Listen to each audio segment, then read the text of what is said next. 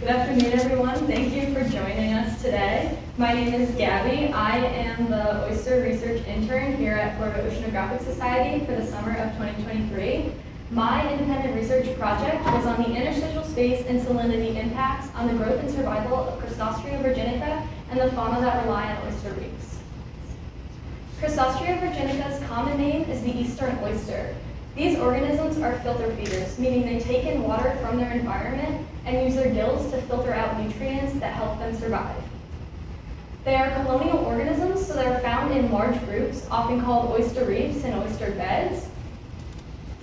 The larvae are motile for 2 weeks before finding a hard substrate to settle on and for which they are permanently attached for the rest of their life. And common predators of oysters include crabs, worms, and snails. Shown here is a stone crab up top, an oyster drill in the middle, and a squareback crab at the bottom. The eastern oyster, hence its name, is native to the east coast of North America, from the Gulf of St. Lawrence in Canada down through the Gulf of Mexico. In 2012, it was predicted that only 15% of these oysters remain worldwide, and that prediction was 11 years ago, so we can assume there's been a decrease in their population since. They face many threats, including overharvesting. This is just taking them out for consumption, and by doing so, it also decreases their habitat since the larvae will attach to other oyster shells to grow. And water quality can pose threats to them as they filter feed. Ocean acidification can cause problems when they try to create their shells, and disease also is a risk they face. Here is a photo from the 1950s from Florida, and it is a large mound of oyster shells. Oyster reefs are very important to the environment. They are a food source. They attract prey organisms to live within the nooks and crannies of their shell configuration, which provides habitat for these organisms, and then they draw in predator organisms to prey on these species, which then creates a food web. And they filter the water by filter feeding, and they can take out nutrients and particles from the water that help clarify the water column. And they prevent erosion since they can diminish wave energy before it reaches the shore. Long-term monitoring refers to our project where we have PVC trees deployed along a salinity gradient from the St. Lucie estuary through the Indian River Lagoon. And these were deployed by last year's oyster intern and monitored monthly since, and I got to collect them in July to use for my studies. This is a drawing of what a PVC tree looks like with the 4 different types of stringers on it. The sites for this study include Pendarvis, which is our lowest salinity site, Flagler, which is our mid-salinity site, and Indian Riverside Park, which is our highest salinity site. So I've used the term stringers a few times, so I need to explain what they are. So stringers are made up of recycled shells from our Shuck and Share program, which have holes drilled in the center of them by our volunteers, and which are then strung on rope. And stringer 1 is an example of what a typical stringer looks like for our research, which has no interstitial space. Stringers 2, 3, and 4 have recycled foam spacers to create various interstitial spaces, which my project is centered around. So stringer 2 has an interstitial space of 15 to 20 millimeters, stringer 3 has an interstitial space of 25 to 30 millimeters, and stringer 4 has an interstitial space of 35 to 40 millimeters. Interstitial space refers to the space between 2 shells. I've popped up a few brackets over there to show what interstitial space is on those stringers. An increase in biodiversity is seen as there is an increase in space between the shells because it provides more area for settle and recruitment of other organisms.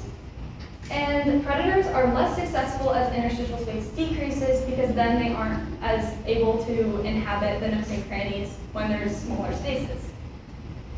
Questions I took into consideration while conducting my research include how does the interstitial space affect oyster settlement and growth as well as predator abundance?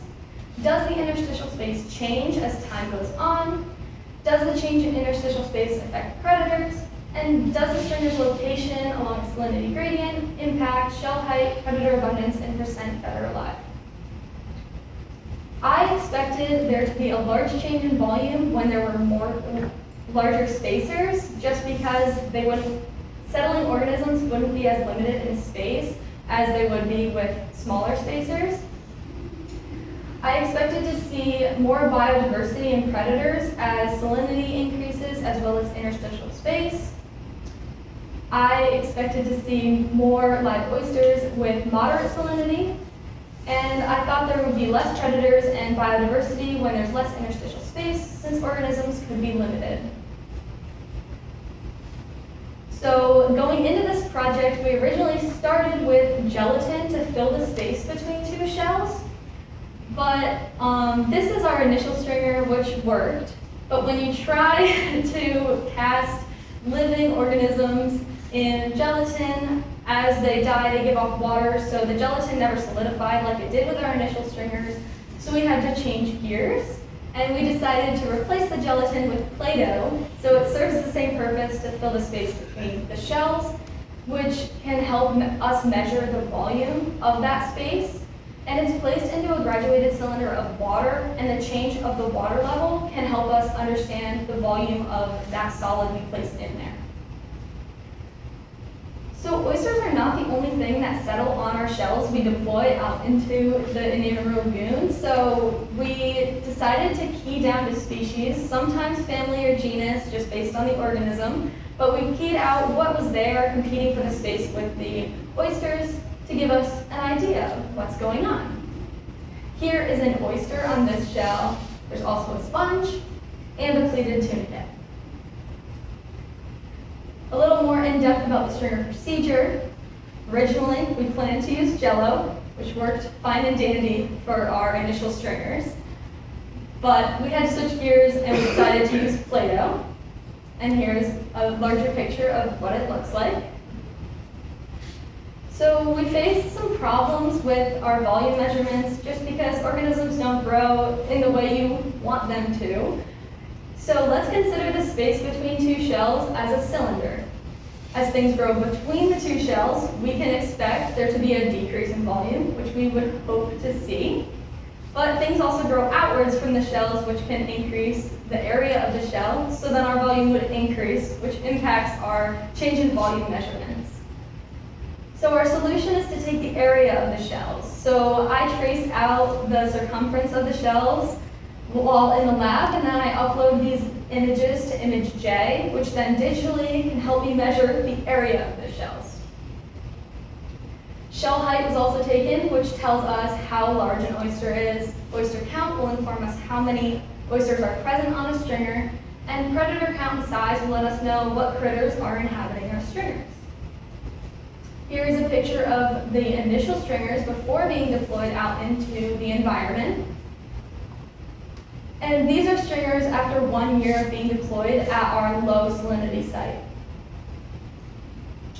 Now these are all stringer 3s from our 3 sites, just to give you a little visual comparison of what's going on at these sites. So you can kind of see Pendarvis and Flagler both have some oysters growing out from them, as well as some ivory barnacles. But you can see Indian Riverside Park has lots of biofilm, all the brown gunk on it, very little growth. So our Play-Doh let us make this graph, which shows us the change in volume of the interstitial space. So a change in volume is measured by is calculated by taking the final volume and subtracting the initial volume. Since we expected the final volume to be smaller than the initial volume, we should have gotten negative values. But as I said, there's growth outwards from the shells, so we see positive change in volume. But you can take away that Flagler is significantly higher than the others, so it had a larger change in volume over time. And there was no difference among the stringers, so we are only showing the sites. Now here's shell area. It shows a very similar trend that Flagler clearly had the largest expansion, so we can take away that Flagler had the most growth over time. Now live oyster counts can inform us of where oysters really like to settle and grow. So Flagler, our mid-salinity site, is also a great area for oysters to be. And Indian Riverside Park has very few oysters present. the average size of oysters, it's quite interesting to see Pendarvis actually has slightly larger than Flagler, but both are significantly higher than Indian Riverside Park, and this can be attributed to the competition it faces from the vast spectrum of other invertebrates there. So this is showing us biodiversity by site. As you can see, Indian Riverside Park has lots of colors shown. So if you feel the need, you can look at this large key. There's a lot going on. So what you need to take away from this graph is that there's 21 different species found at Indian Riverside Park, whereas Flagler and Pendarvis only had 7 species, and they're the same 7 species. Here is an NMGS plot, and it kind of gives us a visual representation of similarities and differences between sites. So Flagler is represented by the red circles, and Pendarvis is by the blue pluses. These are clustered to the left side of this graph, and it can inform us that these species found there are very, very similar. Whereas if you look at the green triangles, which show Indian Riverside Park, they are secluded from the other ones and spread out, so it is significantly diverse. We ran some statistics to understand what the top 4 influential species were on the diversity at the sites. Our biofilm was the top separation between the sites. So Indian Riverside Park had the highest abundance of biofilm. The eastern oyster was highest at Flagler, as we could expect. The ivory barnacle was also high at Flagler, and the scorched mussel was also high at Flagler. Now, this is the only graph that has any significance stringer-wise, unfortunately, but what you can take away from this graph is that diversity decreases as the interstitial space increases, so you can see that 3 and 4 are significantly lower than the other 2 graphs. Now, mud crabs are shown by the light blue bar. They are the highest at Pendarvis. Porcelain crabs are shown by the dark blue bar, which is highest at Flagler, and the stone crab is the turquoise that is only found at Indian Riverside Park.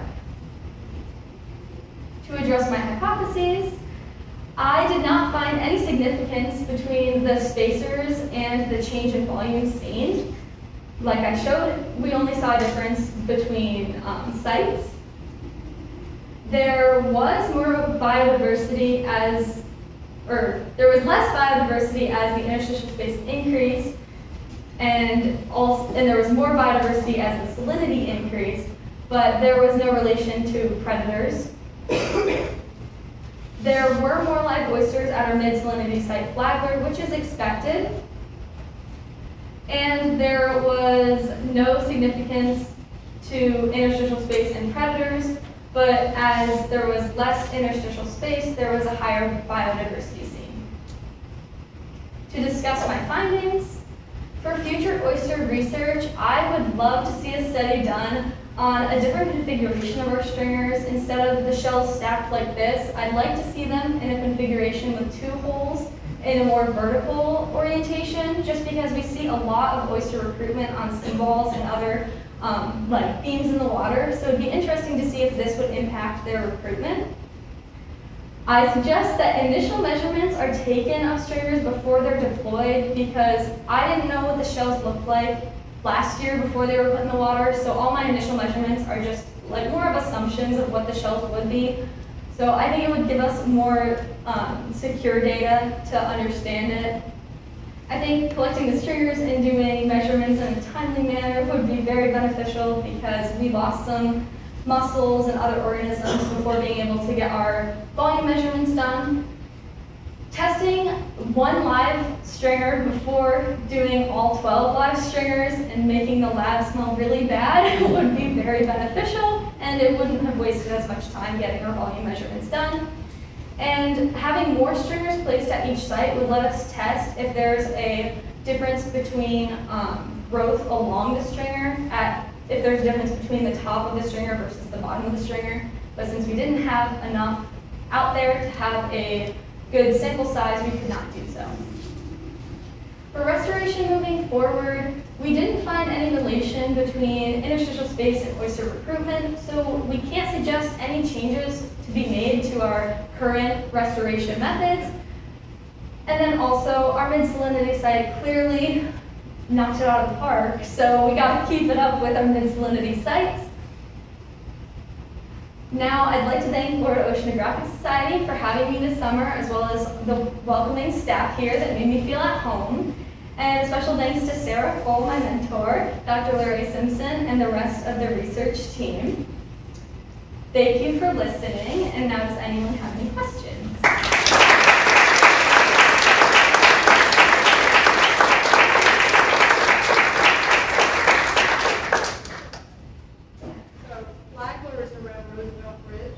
Yes. And then Penrose is on the south fork? Yes. Anyone else? Given the salinity, some of the innate things that are helping to grow the most, I know that Florida Oceanographic has a ton of shells we gave new volunteers in the past with shell reefs. Is that something that Florida Oceanographic, I'll say maybe like double down in those areas? We're going to put some out here, we got extra, put it where you know you're going to get some. Yeah, I think that would be definitely beneficial to take into consideration when trying to find new places to have oyster reefs, as well as applying for permits and things. All right, thank you, everyone.